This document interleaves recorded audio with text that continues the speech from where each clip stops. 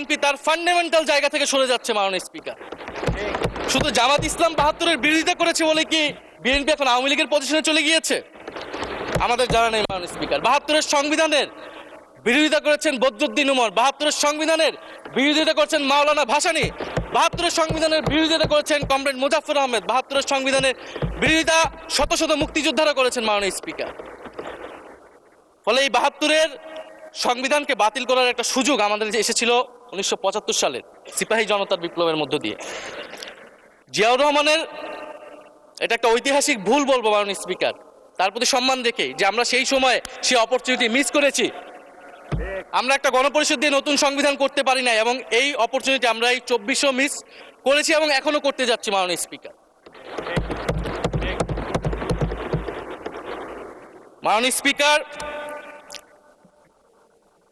৫ই আগস্টের পরে যখন সংস্কারের আলোচনা আসলো,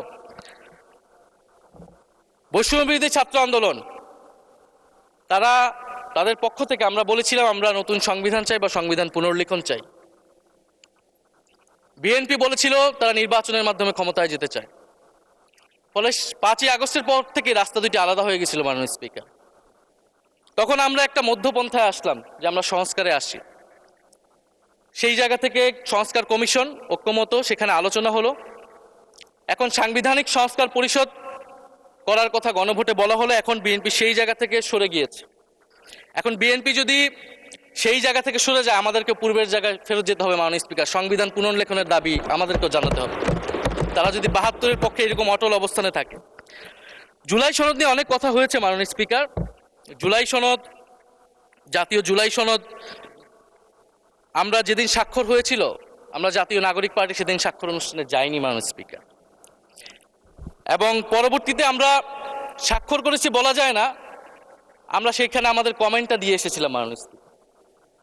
জুলাই জাতীয় সনদ, জুলাই গণ অভ্যুত্থানের পরবর্তীতে এত কষ্টের যে ফসলটাকে, সেইটাকে মাননীয় স্পিকার নোট অফ ডিসেন্ট দিয়ে সেটাকে কলুষিত করে ফেলা হয়েছে। যেদিন জুলাই জাতীয় সনদ স্বাক্ষর হয়, সেদিন জুলাই জাতীয় সনদের মেজর সংস্কারগুলোতেই পাশে একটা নোট লেখা হয়েছে যে কোনো রাজনৈতিক দল বা জোট তাদের নির্বাচনী ইস্তিহার উল্লেখপূর্বক যদি জনগণের ম্যান্ডেট লাভ করে, তাহলে তারা সেই মতো ব্যবস্থা গ্রহণ করতে পারবে। তাহলে যেই দল নির্বাচনে জয়ী হবে তারা তাদের ইস্তেহার অনুযায়ী সবকিছু করবে মাননীয় স্পিকার। এটার জন্য ঐক্যমতের কোনো প্রয়োজন হয় না। আপনি যদি নির্বাচনে জিতে আপনার ইস্তেহার মতোই সবকিছু করবেন, তাহলে আপনার সাথে আমার কিসের ঐক্যমত, কিসের আলোচনা? এবং সেই নোটগুলো কিভাবে লেখানো হয়েছে, কিভাবে বল প্রয়োগ করে, শক্তি প্রয়োগ করে ঐক্যমত কমিশনকে চাপ দিয়ে লেখানো হয়েছে মাননীয় স্পিকার, এটা ঐক্যমত কমিশনের আমি মনে করি এখন বলার সুযোগ হয়ে এসেছে, সময় এসেছে। ফলে জুলাই জাতীয় সনদকে আমরা একসেপ্ট সেই সময় করতে পারি নাই।